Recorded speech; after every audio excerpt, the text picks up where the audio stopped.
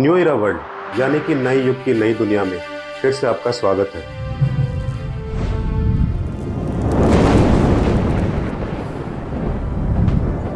तो ये खबर तो आपने सुन ही ली होगी। जेपीसी ने वक्फ संशोधन विधेयक को मंजूरी दे दी। संयुक्त संसदीय समिति यानी कि ज्वाइंट पार्लियामेंट्री कमेटी ने सोमवार को वक्फ संशोधन विधेयक यानी कि वक्फ अमेंडमेंट बिल को मंजूरी दे दी। इस विधेयक में देश में मुस्लिम धर्मार्थ संपत्तियों के प्रबंधन के तरीके में 44 बदलाव करने का प्रावधान है। इसमें पिछले साल अगस्त में सदन में पेश किए गए मसौदे में 14 बदलाव किए गए हैं। भाजपा सांसद जगदंबिका पाल की अध्यक्षता वाली समिति के समक्ष कुल 66 प्रस्ताव रखे गए थे, जिनमें से 23 सत्तारूढ़ दल भाजपा के सांसदों और 44 विपक्षी सांसदों के थे। हालांकि समिति के सदस्यों द्वारा पार्टी लाइन पर मतदान के बाद विपक्ष द्वारा प्रस्तावित परिवर्तनों को रिजेक्ट कर दिया गया। जेपीसी में भाजपा या सहयोगी दलों के 16 सांसद हैं और विपक्ष के केवल 10 सांसद हैं। आपकी इंफॉर्मेशन के लिए आपको बता देते हैं। 14 बदलावों को स्वीकार करने के लिए मतदान 29 जनवरी को होने की उम्मीद है, जबकि अंतिम रिपोर्ट 31 जनवरी तक प्रस्तुत की जाएगी, ऐसा माना जा रहा है। समिति को मूल रूप से 29 नवंबर तक रिपोर्ट दाखिल करने के लिए कहा गया था, लेकिन उस समय सीमा को बढ़ाकर 23 फरवरी कर दिया गया, जो बजट सत्र का अंतिम दिन है। 44 संशोधनों पर चर्चा की गई।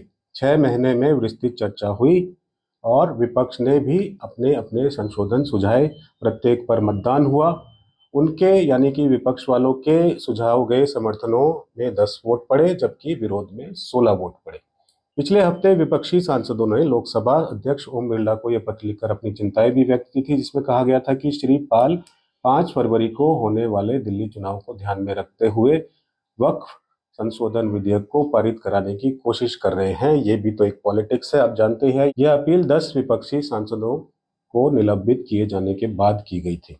उन्होंने और उनके सहयोगियों ने शिकायत की कि उनके सुझाए गए बदलावों का अध्ययन करने के लिए समय नहीं दिया जा रहा है। यही तो पॉलिटिक्स है।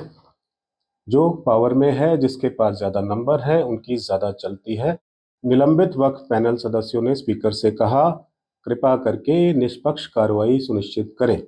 निलंबित सांसदों में तृणमूल कांग्रेस के कल्याण बनर्जी और ऑल इंडिया मजलिस ए इत्तेहादुल मुस्लिमीन के प्रमुख असदुद्दीन ओवैसी शामिल थे, जो दोनों ही वक्फ संशोधन विधेयक के कट्टर आलोचक हैं। यह आप जानते हैं।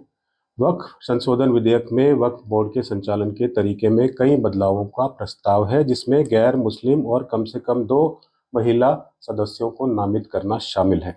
इसके अलावा केंद्रीय वक्फ परिषद में यदि संशोधित पारित हो जाते हैं, 1 केंद्रीय मंत्री और 3 सांसदों के साथ साथ 2 पूर्व न्यायाधीश, राष्ट्रीय ख्याति के 4 लोग और वरिष्ठ सरकारी अधिकारी शामिल होने चाहिए, जिनमें से किसी का भी इस्लामी धर्म से होना जरूरी नहीं है। ऐसे प्रस्ताव रखे गए हैं। इसके अलावा नए नियमों के तहत वक्फ परिषद भूमि पर दावा नहीं कर सकती। अन्य प्रस्तावित बदलावों में उन मुसलमानों से दान सीमित करना शामिल है जो कम से कम 5 वर्षों से अपने धर्म का पालन कर रहे हैं। एक प्रावधान है ये, जिसमें अभ्यास करने वाले मुस्लिम शब्द को लेकर विवाद खड़ा कर दिया गया था।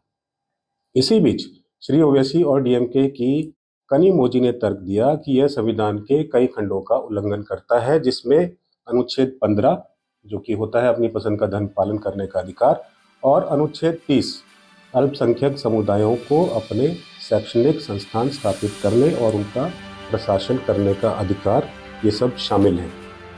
जाहिर सी बात है, अलग अलग धर्म के लोगों के अपने अपने हिसाब से अलग अलग विचार होंगे, अलग अलग चाहत होगी। आपका इनके बारे में क्या विचार है, जरा कमेंट करके बताइएगा। हम तो फिर से वही मूल आपसे बात कहेंगे जो हमेशा कहते हैं, धर्म, संप्रदाय, जाति और ना जाने कितने बंधनों से बंधे और फिर भी बिखरे हुए हम सब लोग। प्रणाम।